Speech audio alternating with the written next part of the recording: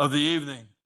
Public Works, Bernie Flynn Chair, Seal Vaccaro, Who Wants to Fix the World, and Ryan Travis. Announcements, does anybody have an announcement? Nope. Comments and suggestions, petitions? Daryl's not here. There's no residents here. Regarding things that are not on the agenda? Nope. Move the reports. The engineer. Do we have an engineer's report, Mr. Metrick? We have a written report from Remington Vernick, and we could run down what we've been up to with Pinoni if you'd like as well.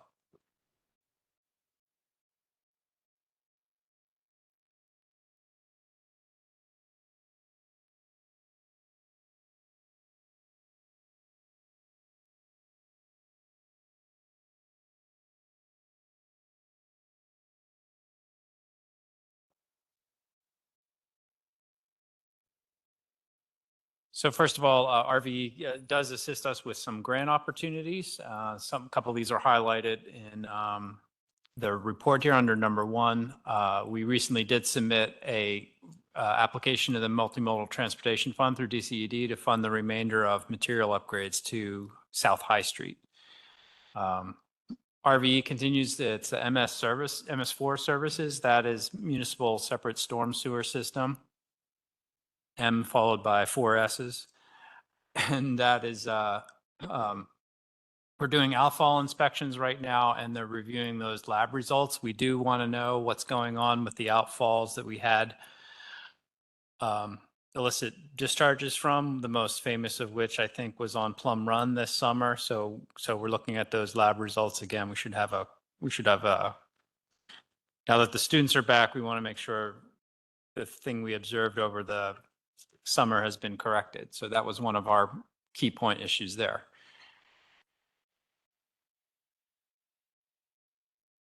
So we've been talking a little bit about the bus shelter on High Street, and you've been informed of this. This was a county grant that was in the amount of $12,500. We've done the analysis of the clear sight triangle. That's an area in which you can't put obstructions. And we found the bus shelter is located within that clear sight triangle. So in order to make it work, we'd have to affect traffic patterns at that intersection. So we kind of like worked ourselves into kind of a bureaucratic cul-de-sac in terms of the location. So we're trying to think, is there a different location we can put the bus stop at, or is there a different workaround we can do with traffic patterns at that intersection to make sure that if we put a bus stop there, it's not causing site issues? So we don't have a solution yet on that one.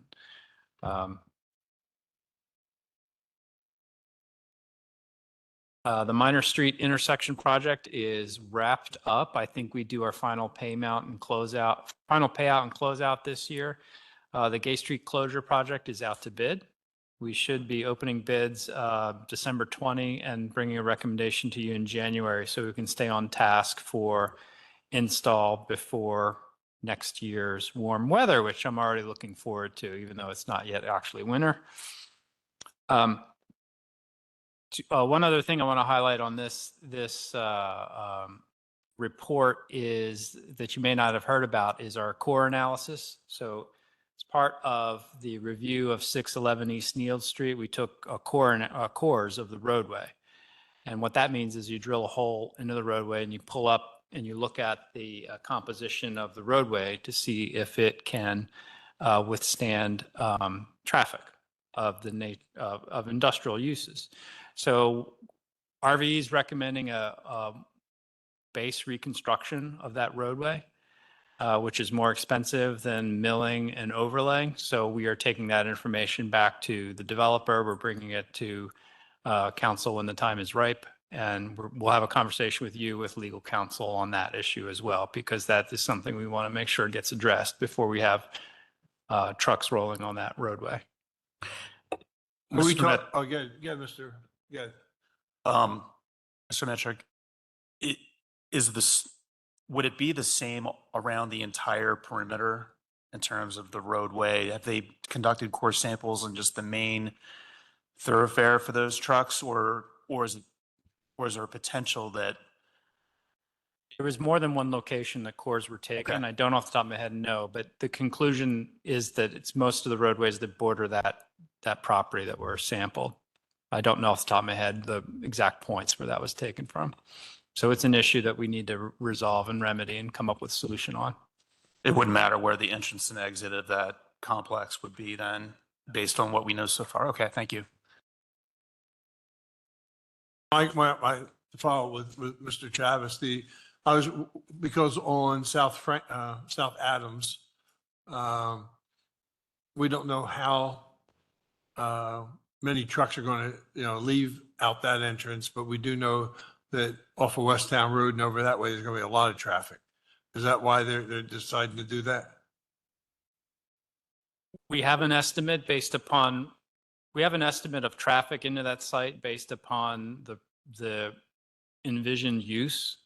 So we have a reasonable estimation of how many trucks are going to be entering and the pattern with which they're going to be entering and exiting the site, because that was part of the zoning hearing board decision. However, in that approval, if that use changes, they're supposed to do a post-occupancy traffic study. If they come in with a different use that generates more traffic, we might have to revisit that issue again. Staying with that property on South Adams Street from Neal's up to the first entrance going into the property. As we all know, there's always cars parked there and trucks. The western entrance on Adams. Yes, the western entrance. I know the developer we already did a land approval right there, is development there. Considering how much parking we're actually going to lose on that street, are we permitted to request a setback from the street, say 10 feet, so the cars can still park along the fence line, or is that ship already sailed? It's not part of the preliminary or final plan resolution at this point. So It is a possibility. anything's possible. Yeah, because we're going to lose roughly, 30 parking spots along the property. And the reason why we talked about this and beat it to death, and the mayor was talking about it, is the trucks have to go, it has to be a good 2-lane highway to go up there. But if we ask the developer to step the property in 15 feet, say, we can actually have a bump in we can leave the cars there so the college kids and the residents have some place to park along the fence line. So that has nothing to do with right now tonight. I was just asking whether that ship sailed because of the preliminary land development was approved. I was thinking along the same frame of thinking there. Yeah. Because, whether or not the traffic patterns multiple times. Yeah. And of course, we now have some information on Mhm. this to reroute with this for how trucks are moving in and out of that property. Yeah. Um, And basically, he's going to be saving, well, by bumping it in, he's just moving his landscaping more onto the property. And the sidewalk still has to be there. And, it's more accessible for the borough to use it that way. If Mr. Metrick said it's not been sealed yet. So that's a good discussion. But there's going to be when Amazon was coming there was a whole lot of trucks coming. I'm not so sure if he even has a tenant for the place yet to know exactly what the traffic patterns are. So, thank you. I had big concerns about those cars parked there because of safety issues, and I don't think that moving it 15 feet is gonna solve the safety issues I was concerned about. But I would love it if it did. I'm just saying that there were safety concerns beyond just it was a safety issue. That was my concern and why I initially was bringing it up. I was very concerned about the people who were parking there and people who were getting out of cars and those big trucks coming in and out. So I want to make sure that is considered and it's not just will this all fit? Yeah. Well, and when we do develop that area, parking's going to have to come up with a game plan because those white trucks Yeah. haven't moved in years. And that was another part Yeah. of it, was So, they're and just stored They're there. actually taking advantage of a good situation there. So, great. Thank you, Mr. Metrick. Moving on to Public Works.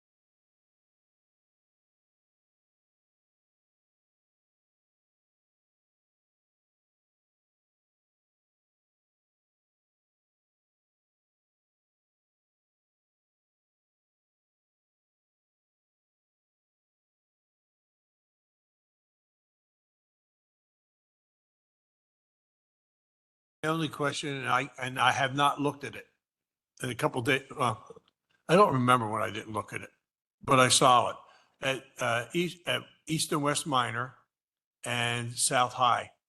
There was a tree there that we cut down, but they left the pavement ajar, like a 45-degree angle with the stump still in it. Has anybody ever come back to repair that? Yeah, I saw it because the pavement was heaved because of it. I think it's still there that way.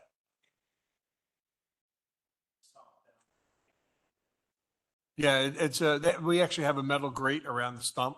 So they're going to say that we have to remove the grate first before they'll do any, yeah, the prima donnas. So, thank you. Any other questions? What? No, just a comment. I was not able to be there for the Christmas parade, but I heard absolutely wonderful things. And I want to say a huge thank you for everything that you and your team put into that. So that was really important. Thank you.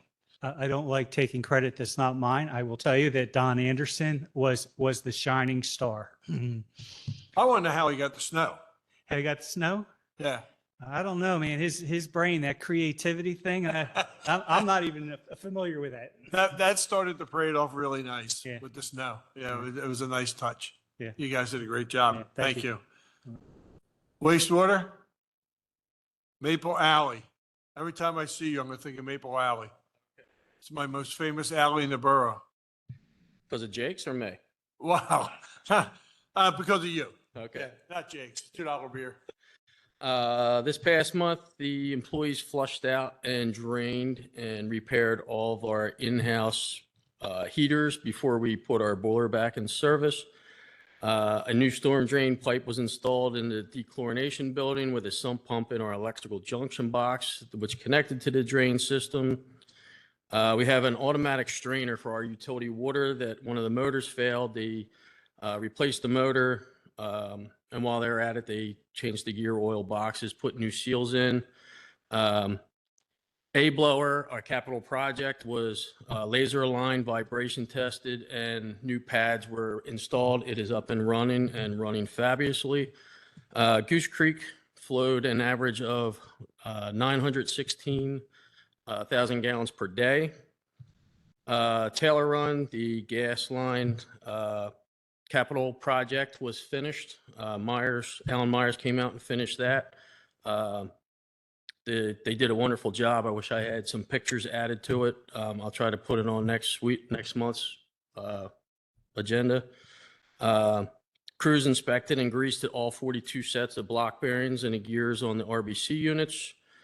A short was discovered in one of the wires underneath the Taylor Run's utility strainer. That was replaced. And the old primary sludge pump and grinder were removed, and the new grinder is in place. They're just waiting for connections from Ferguson to be able to hook it up. Taylor Run averaged 686,000 gallons per day. The pump stations were all cleaned, inspected, and hosed out. New Street Station had new heat trace replaced for the cold weather. and all of the wastewater plant personnel completed the cybersecurity training by the IT department. I had to put that on for Billy. Any questions? How do we stand with that big purchase that we have, that electrical substation or something we were doing?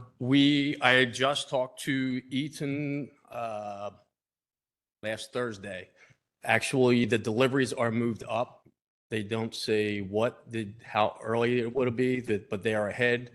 The only setback right now is they're waiting for Pico to okay a drawing so we can put specs together finalize the specs for installation. It all has to do with how a hub comes from the transformer into the substation. Pico requires certain sizes and amount of space in between the one to the other. I don't fully understand what is all there.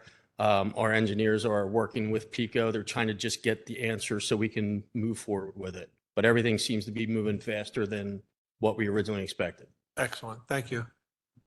All right. Okay. Mr. Koralski, Parks and Recreation. Is it more parks or is it more recreation? Depends on what time of year. There you go. Keith Kurowski, Director Parks and Rec. November is one of our slower months. We're decompressing from the Halloween parade to start things off. Then we're gearing up for all the Christmas activities at the end of it. And you throw Thanksgiving in the middle. Doesn't leave a whole lot of time for other things. I did want to update you on the pros plan. Things are going along pretty well. We're well over 500 surveys that have been turned in by residents and non-residents alike. There is no deadline to when the survey will end. They will put a cutoff to when they put their mark on the information they give back to us. They're anticipating hopefully a late February, early March preliminary findings report that'll come before full of council. Then they'll take it back from your suggestions and information, one last reboot, and then hopefully come back to you guys in April with a final plan. And we'll be able to start putting those suggestions and recommendations into place. Most likely right off the bat, we'll be applying for any grants that are available for the projects that'll come out of this. Again, I want to make sure I stress this, that the pros plan is not a master plan for each park. It's not going to take that deep of a dive into every single park. If that's something we would decide to do later down the line, that's something we can do, but it's not a comprehensive plan of every single park. That would be significantly higher dollar amount for us to fund. This is going to take a look at mainly our connectivity in amongst the parks, how our parks are used, what we can do better in general within our parks. And of course, out of that, especially from the public input, is going to come some specific projects that we're going to pretty much target both in the short, medium, and long range goals. And again, that's where the grants are going to come in as well. We're going to have to wait and see if we get these grants to make sure that we can afford the projects we want to see coming out of the plan. With that being said, the consultants will be reaching out to every member of council in early January. You'll get an email from me shortly stating they want a 25 to 30-minute online conversation to pick your brains. What do you think? The parks that are within your wards, what do you hear from your constituents? They don't want to take up a whole lot of time, but they want to get your specific input so they can incorporate that into their initial findings. I'm kind of out of order when I'm saying this, but the two events that just took place this last weekend, I don't want to wait till January to talk about them. I want to talk about them now. It would be on my December report, but the Breakfast of Santa we have every year at the History Center is a wonderful event. We had over 100 people attend. I can't tell you how many, thank yous, and we're so glad you do this. And it's just a fantastic kickoff to the holiday season, the day after the parade. And the little event that I started 3 years ago in 2021, Santa at the Square, Marshall Square Park. Man, that thing's blossomed. It's really turned into a significant event. It's a lot easier to maintain because it's in a park. We don't have to close down any major thoroughfares or things of that nature. We follow the special event application, but I would anticipate we had probably 12 to 1,500 people come through this year.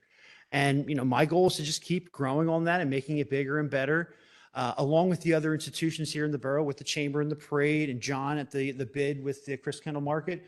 We've got ourselves a nice little Christmas village going here in Westchester, and I want to see that continue. Christmas is my favorite holiday, so I kind of get a kick out of this as well. So with that being said, if there's any questions you have for me regarding the parks, the plan, anything in general, I'll be happy to answer them. Ms. Vaquera? I had some conversations this past week or so about Santa in the Square. Yes. Um, mostly glowing. The people were very happy and excited that it was happening, but they lived close to the park and they were very concerned that the message wasn't getting out to non-very local residents. I don't know if my kids are older. I don't go to this event, but this is two different unrelated people just in passing said this to me. They feel like it's the people right around are coming and bringing their friends, but people from my ward aren't really aware that it's happening. So I want that event. I mean, there's a limitation to how much any event can really take, but I want these events that you're putting on to be pushed and marketed and really spread around. Because I agree. I think that the whole Christmas Village that we have going on is amazing. I want more of it. I love it. Like, keep doing it. It's awesome. But get the word out. I'm not sure. Again, we blasted social media. We get the police to share everything. And the police literally, they have like 30,000 followers. So, I mean, anything we do when it comes to significant major events, I always have them push it as well. Again, social media, because it is a relatively inexpensive source of advertising, that's our main source. But we had signs up, we had posters, we had a banner in town before it got shredded from the winds on High Street. But I will certainly make that a point of emphasis moving forward that I don't know really what that, it's just the two different, these are not people I talk to frequently either. They brought this to me and said it in passing, and I push a lot of events that the bid is putting on, and I didn't push that event. So I think I took it a little personally that I must have missed it. And that's, I felt a little guilt, I guess, about that, but it wasn't in the same stream. I think that was, there's like a stream that I see okay. that I just want to make sure that your stuff is, I think it's like a bigger path that we need everything more I'm all for- cohesively pushed. I don't know how to do that, but Well, again, the young man, Ryan Michael, who is our program coordinator, been with us about 2 months. That's his, again, he's still getting his feet wet, but that's one of his main goals. And again, maybe I could be a little more direct in how I want him to do those things. I know he has the capability to make it happen. It's on me to make sure that I'm getting the most out of him and what his capabilities are. Just remember, it will, for as long as I'm here, hopefully, and council blesses it, it'll always be the Saturday after the parade. So we could like to keep that weekend, which used to be the old fashioned family weekend in the borough. Obviously the pandemic kind of messed with a couple things, but we're coming back. Cool. All right. Thank you, guys. Mr. Travis, anything? Just had one question. You may have mentioned this, but I Sure. could have missed it. How many completed surveys did you end up? Over 500 so far. Oh, that As of sounds last good. check, that was late last week when I spoke to the consultants, we were over 500. They will leave it up and open through the new year. And then sometime early in 2025, they'll put a cutoff date, but they'll leave the survey open and available for anyone to fill it out, just so we keep getting information, but they'll have to put a cutoff point so we can collect that data. One other question that came up earlier in our parking discussion about why we have less events on Sunday, or no, I'm sorry. We don't have events on Saturday, we have them on Sunday instead. Maybe you have the answer to that question.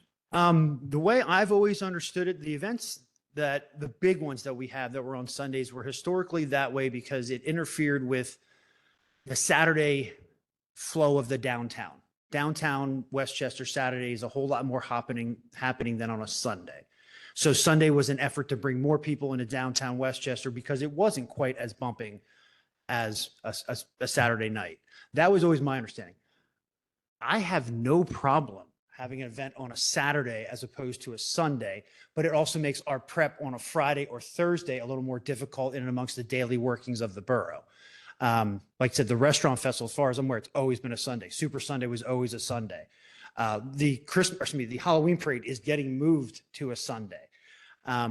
It's a lot easier to host an event from my perspective, and I believe the police and maybe even Public Works would agree, on a Sunday as compared to, a busy Saturday or like a Friday night. The chamber parade has always been a Friday night. It's just what they've always done. It's the kickoff to Christmas in the borough of Westchester, or the holiday season, excuse me, in the borough of Westchester. I don't have a more specific answer than that. Thank you. You got it. Thank you, everyone. Happy holidays. Merry Christmas to you there, Mr. Koralski. I'd love to see your beard white. All right, there you go. Old business. Approved November 2024 meeting minutes. Any issues? No issues with it. Okay. Huh? I saw your lips move. I heard you say something, but I didn't hear you.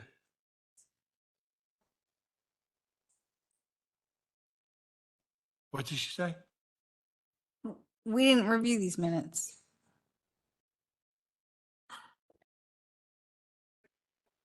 Sure. I still don't know what she said, but great. Okay. That's great. All right. Discussion of chapter 62 draft changes, Mr. Travis. Yeah, so I'm going to tee this up, actually. Bill, can you bring up that presentation? Kathy Brooks.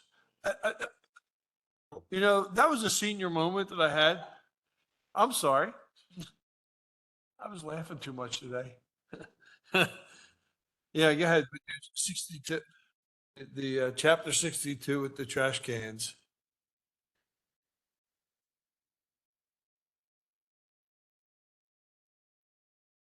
Oh, it's a little different color, but okay, so I'm going to go through these fairly quickly, but the whole idea here is that we're talking about changing an ordinance that was originally written in the 70s and had very few updates to it in certain sections over time. And I think the last time that I saw the the private trash update was actually 5 years ago, 2019.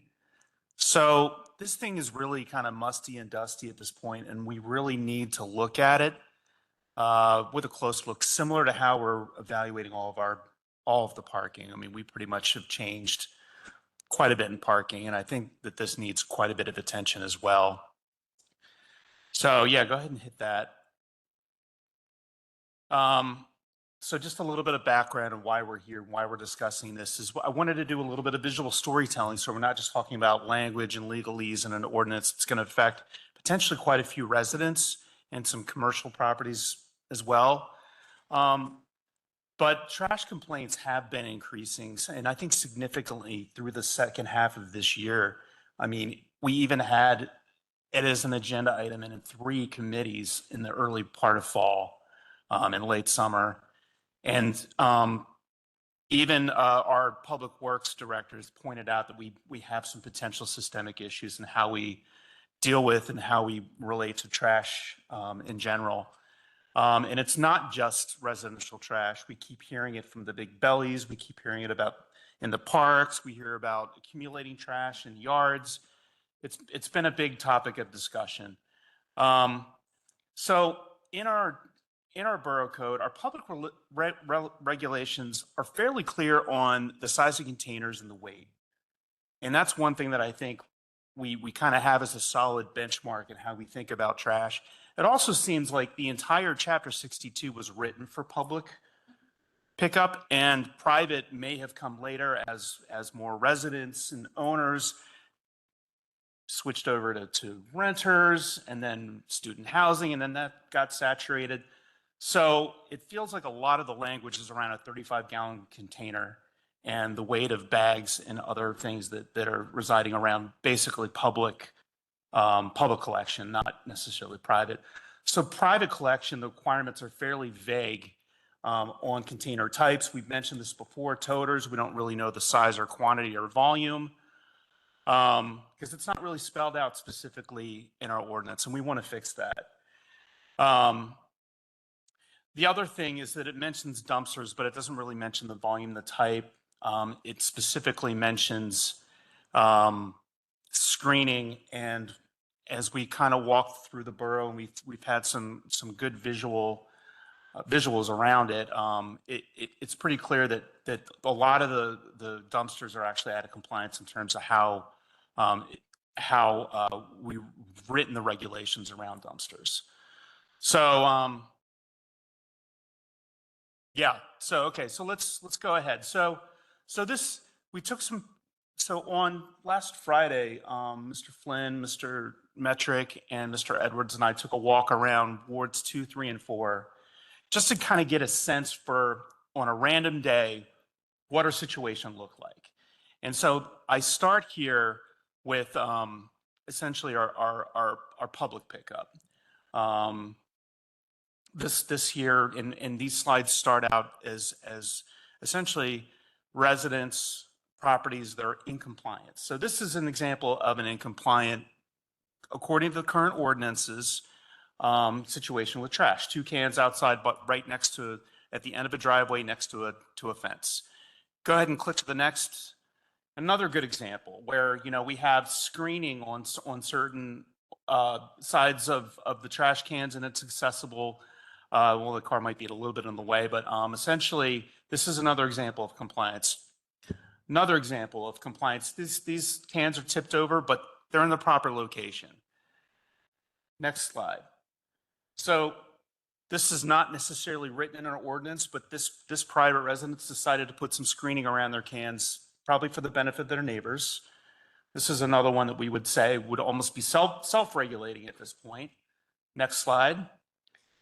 Another example, you know, not at the end of the alley or driveway, but these cans are pushed up against the edge of the back of the property. Now continue. Another example of somebody that's self-regulating and screening their own cans to try to get them out of sight. And an entire alley here that has no visible trash cans except for maybe way in the back here on this picture. So I'm trying to give some good examples of what we're seeing in terms of you know, public pickup residents that are currently complying with regulations. Then we start to switch over to some of the issues where we kind of see on a normal basis. And again, these are pictures from 2, 3, and 4, but we're seeing this sort of thing everywhere. Now, what this, go back real quick, Bill. So at the end of this, this last can is actually a screening area where the residents decided that they don't want to put their cans back there. This is in an alleyway, and oftentimes these trash cans are pushed into the way of traffic in the right of way. And by law, if you stop for a second, look, for those who are paying attention, all trash cans need lids to be on them. But they can't use a lid and tie a rope onto the lid so it doesn't blow away. You should be buying a trash can that has a lid attached to it because it will injure the Public Works employee if the lid has a rope holding on to the lid. And you'll see a lot of examples of where the lids are just gone, you know, and so, that's a reason for that. So here's another example of, you know, some you know, the location's fine, but there's some loose trash and some bags that are on the ground. This is actually Harrison Dance Studio. They're a good neighbor, but in this consideration, this would be something that we would consider not in compliance with their current ordinances. And then we start to get into some more extreme examples where trash cans are clearly not supposed to be in yards, spilled all over the ground. You know, not really put in a designated area. And just more examples of the same thing. And this is all for public pickup before we even get into private. So go ahead and continue. Another example, this is, you know, right adjacent to an alleyway. This would require some screening. Oftentimes these trash cans are overflowing with trash, meaning that they probably should qualify, or some of them should qualify for private pickup. Another situation where cans are in the yard, but right next door, this neighbor has, you know, created a space for screening their trash cans. Now, this is a you know, these are in neat order, but you know, when we start to think about where the location and storage of containers should go, this is a situation where it's pretty much within like 5 to 10 feet of the alley. And what we're thinking right now is that we may end up having a screening requirement if something is going to be that close to the alley and has to be, you know, within a certain distance. And we're still working out the examples. So let's switch on to private collections, which I mentioned before, the rules and regs are pretty clear for the containers for public, but they're not for private. So go ahead and so here's a situation where where we have 4 95-gallon dumpsters, I think these are. Not sure. There's no specs currently written in the ordinance, and we would like to try to provide a little bit more guidance there. But these cans are actually in fairly good order. However, they're sitting on the alleyway, and what we've been discussing is that they become permanent fixtures of essentially the landscape through the tour of the borough. And like public trash, we would like them to move up closer to the property so that they're not visible from someone's back door or driving through the alleyway. So all of these first initial pictures are currently compliant according to our regulations. Go ahead and continue. And then, there's some other examples of where, incompliant to our current ordinances where we see there's actually dumpsters and what we refer to as toters, which were those 95-gallon cans. Another example of something that's in compliance currently. Now, this is a situation where we have, probably 6 or 8 totes where we've discussed this in the past. We would like to see conversions over to dumpsters. If there's going to be that much private pickup, these things end up being, and you're going to see in later pictures, kind of out of control like this. This is what happens when you have that many containers and they don't have a designated place to go, or they instead of having many toters, there should be one single container, which would be a dumpster. Another example of, just stacked, kind of scattered around toters. This is more common than all of those compliance situations. It was hard to find incompliant private trash with all these types of containers. And we've seen this property before. This is the same situation, this has basically been going on for years. And here's a situation, this is actually not from last Friday, but I threw this in because here's another situation where we have many toters, and those are piled up on a sidewalk. So anybody that's walking down the sidewalk on this side of the street actually has to walk into the street to pass this. Is that a trash day or is that a different? No, they're just there all the time. There's trash in them, but even after they pick up, they stay there. They don't get On put the back. day that we were walking around, they were moved back where they belong in front of that car.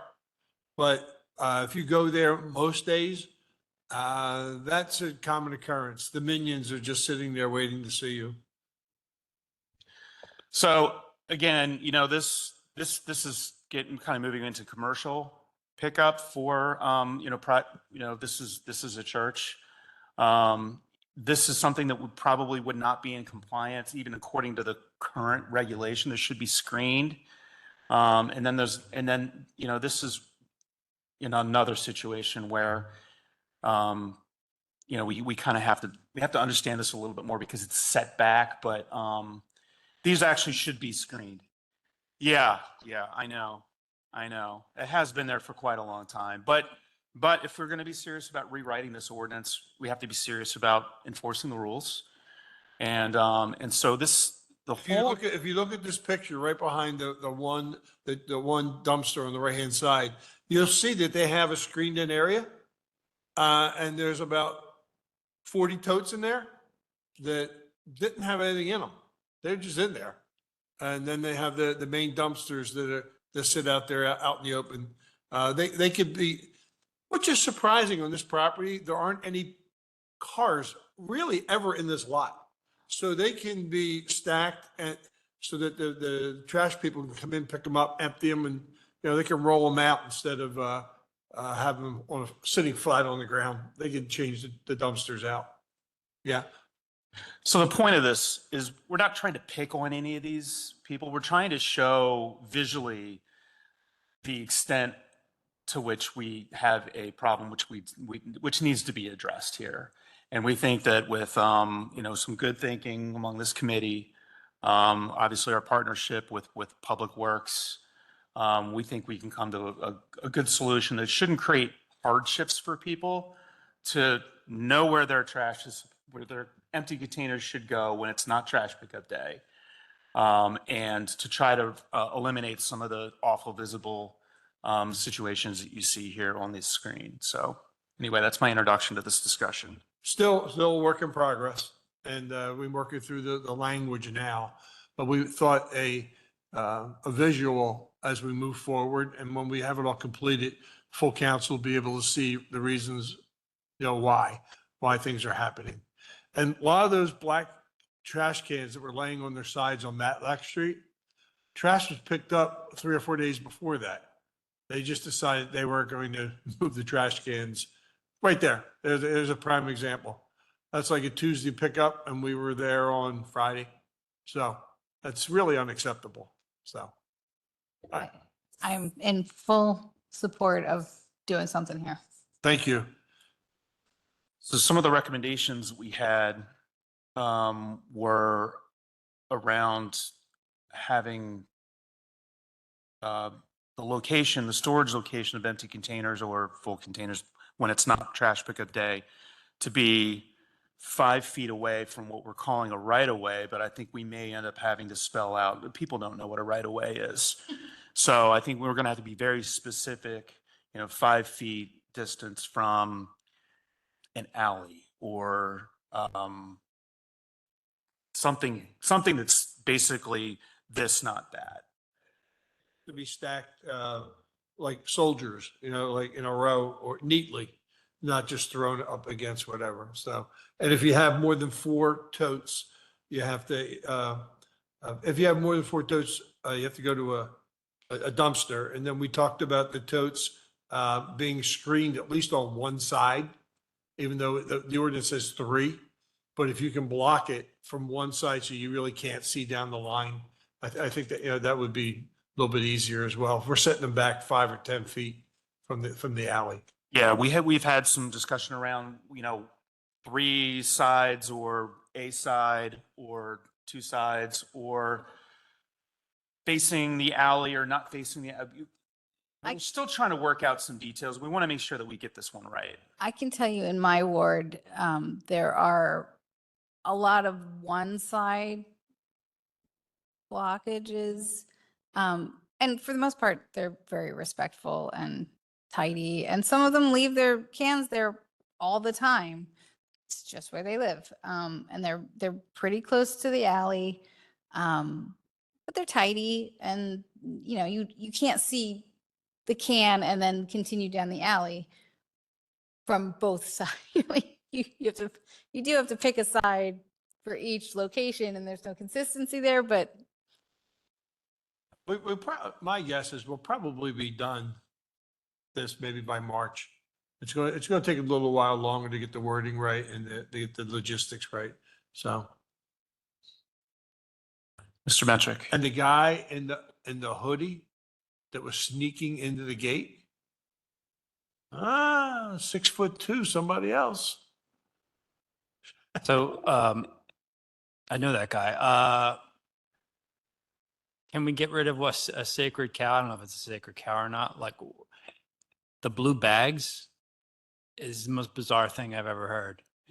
If the bag's not blue, we won't pick it up. Why are we letting people put trash in bags anyway and thrown out? Like, why don't we just set like a real clear standard of what the threshold of public and private is? Maybe, and Don is going to have to weigh in on this because some of this is employee safety.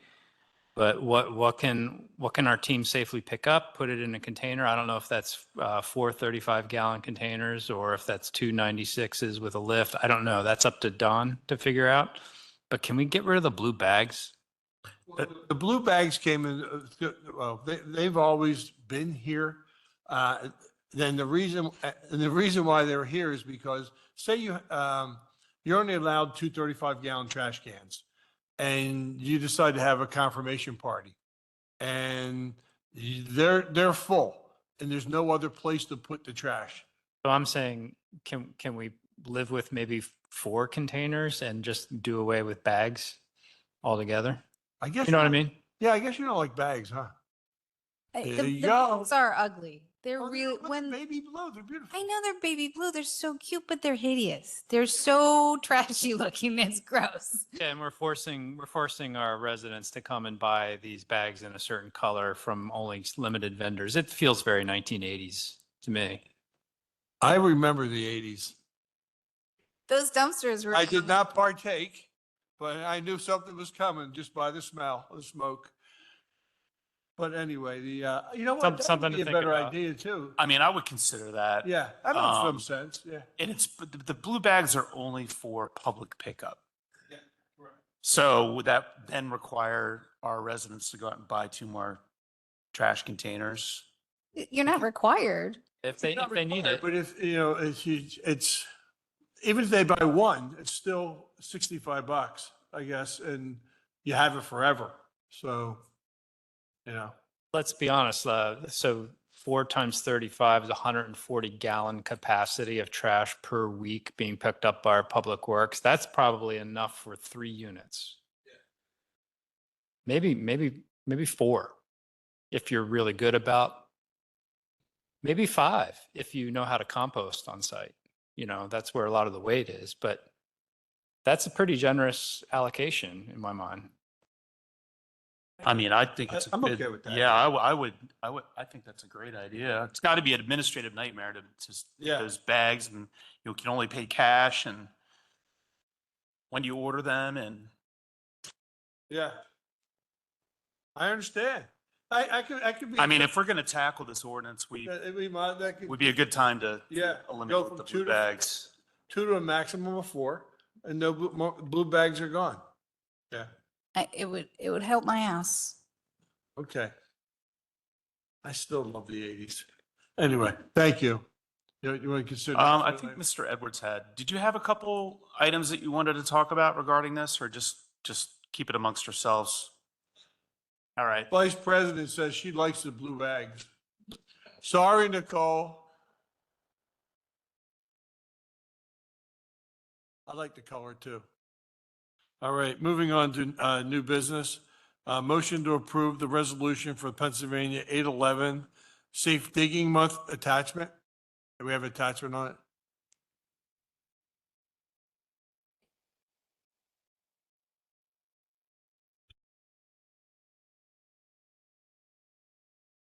Yeah, someone on my team's gonna have to tee this up because I do not know what Safe Digging Month is. 811. It's a wonderful thing. It's before you dig, you call 811 and you check what's under your ground. It's super important, and it saves people from ruining pieces of their own property or their neighbor's property, and it's really, really important. So just pick up your phone and call 811. I can't say it better. There we go. Thank you. Is that a 3-0? Yeah, 3-0 on that one. Yeah.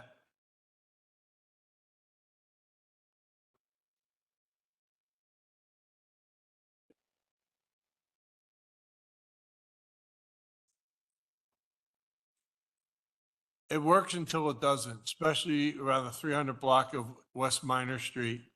The guy missed one. He hit the gas line last week or the week after.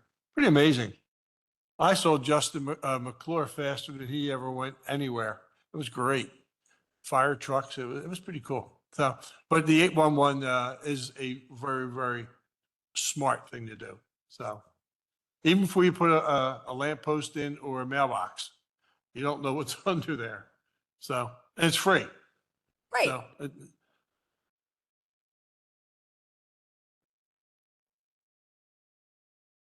we know the blue bags have a purpose, Nicole. Thank you. B, discuss charging $30 fee for sidewalk permits and inspections. Mr. Edwards?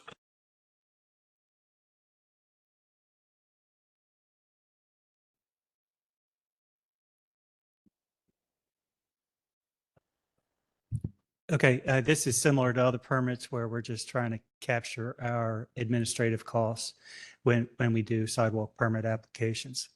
And I believe it's captured in the fee schedule that is coming up. Yeah. So So if there's a brick sidewalk, are they mandated to put a brick sidewalk back down, or can they put concrete back down? I'm sorry, I can't answer that. I'm not sure. I'll have to get back to you. Yeah, I'm just curious. Yeah, yeah. You know, it's, I hope it's written that they have to put brick back. yeah, it's written somewhere, but I don't remember. So, Yeah, I'd be lying if I was yeah, emphatic. don't lie. It's Okay. Advent. Okay. You guys have any problem with that? Because we're sending an inspector out there to make sure that the footers and stuff are all the way they're supposed to be and stuff like that for sidewalk. This is for all residents? Yeah. And repairs and stuff. Like when you do repairs, you're supposed to get a permit to, you know, repair your pavements and stuff. Because you're responsible, the homeowner's responsible for all pavements, even though they think they belong to the borough, they don't. You own from your front door to basically the middle of the street, which is the right of way. Is this for repair or replacement?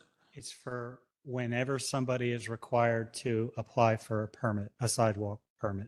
Whatever the code says, if they have to come in for a permit, we're going to charge them $30 if it's approved. It's just to recover our borough costs. Yeah, fine with it. Oh, can I just ask why this is here and not? You do this?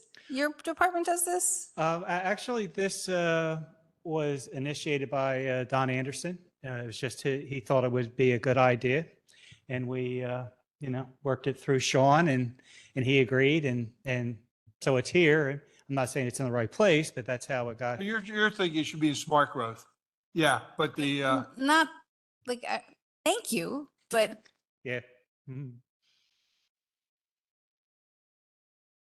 is it in the right place? well,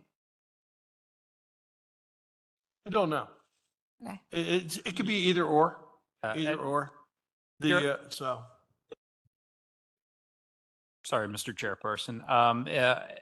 Any person who shall desire to construct, reconstruct, repair, or replace any sidewalk or curb makes application to the borough's Department of Public Works. So that's coming from Chapter 95. Yeah. Perfect. So administratively, that's why it's routed to him. Thank you. Him and his team. if you're speed reading, how about looking to see the concrete or brick? And we don't have to do that right now, as you're speed reading. But thank you. That's a 3-0, Dana.